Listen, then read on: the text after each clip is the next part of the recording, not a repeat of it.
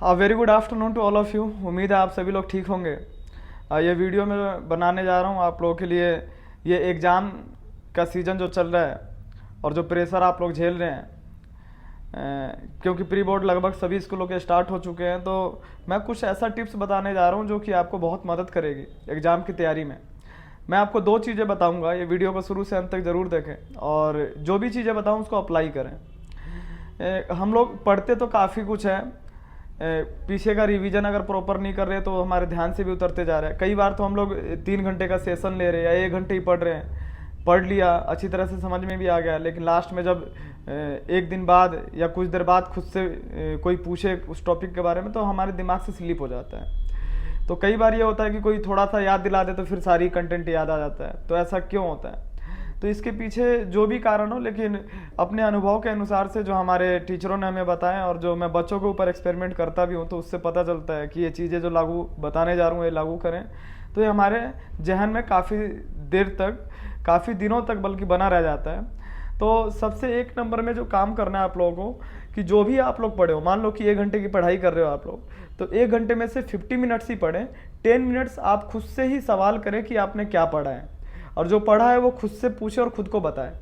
अगर बता रहे हैं वो सारी चीज़ें याद आ रही है, मतलब कि रिफ्रेश हो रहा है, और ये उसी टाइम ऑन द स्पॉट होगा जब आप पढ़ रहे हैं। इसके अलावा पूरे दिन जो भी आपने शेड्यूल फॉलो कर रखा हो, जो भी सब्जेक्ट पढ़ा हो, रात को सोने से पहले उन सारी चीज़ों को एक बार याद करें। मतलब 15 से 20 मिनट, लगभग आधा घंटा भी लग सकता है कि क्या क्या, जैसे मान लो मैथ्स में जो भी किया हो, साइंस में किया हो, साइंस का कौन सा चैप्टर पढ़ा है। जैसे क्लास 10th में बोलूँ कि एसिड बेस सॉल्ट चैप्टर पढ़ा है, तो एसिड बेस सॉल्ट में टॉपिक क्या था, फिर इस टॉपिक के अंदर कंटेंट क्या पढ़ा था, है ना, उस पर क्वेश्चन क्या डिस्कस हुआ था। तो हम अपने सर पे जितना जोर डालेंगे फिर वो याद आती चली जाएंगी। ठीक है, हो सकता है कि आप कोई चीज़ भूल गए हो तो सुबह उठो तो एक बार फिर से खुद को रिवाइज कराओ कि कल क्या पढ़ा था। तो 2 बार ये रिवीजन हो गया आपका। एक मतलब 2 बार कह सको, 3 बार हो गया। जब पढ़ रहे थे तब हुआ एक बार, फिर रात को सोने से पहले हुआ, और जब उठ रहे हो तब हुआ। तो 3 बार रिवीजन, ये मतलब ये हमारे लाइफ का पार्ट हो जाए। जब तक एग्जाम चलता रहे तब तक ये लागू करके रखोगे तो जो आपका वीक जोन है वो आपका गुड जोन में बदल जाएगा, मतलब कि स्ट्रॉन्ग जोन में बदल जाएगा।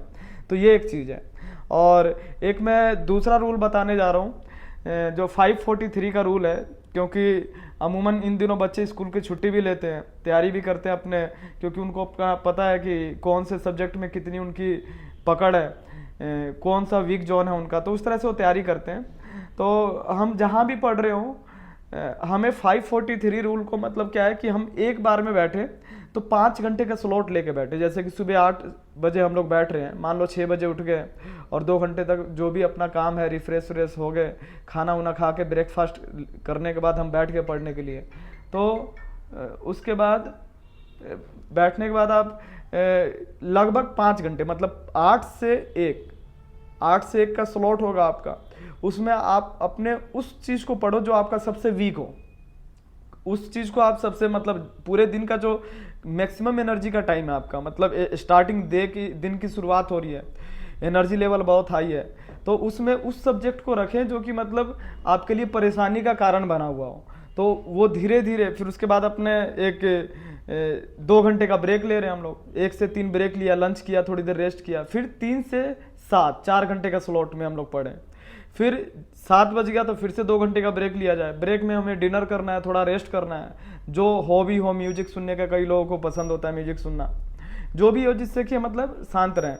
फिर 9 बजे फिर से बैठ जाए हम पढ़ने के लिए, और 9 से 12 3 घंटे का स्लॉट। तो देखा जाए तो 5 घंटे, 4 घंटे और 3 घंटे, लगभग 12 घंटे हमने पढ़ लिया। मतलब हमारे लाइफ का ये एक हिस्सा बन गया, पैटर्न बन गया। जब तक आपका एग्जाम नहीं हो तब तक ये करना ही चाहिए, और इसको आप फॉलो करोगे तो लास्ट में मुझे रिजल्ट बताना कैसा आप लोगों को मिला। लेकिन आप लोगों को 1 हफ्ते में ही बहुत सारे चेंजेस आना शुरू हो जाएगा, दिखाई देना होगा शुरू हो जाएगा, और कॉन्फिडेंस लेवल हाई होगा।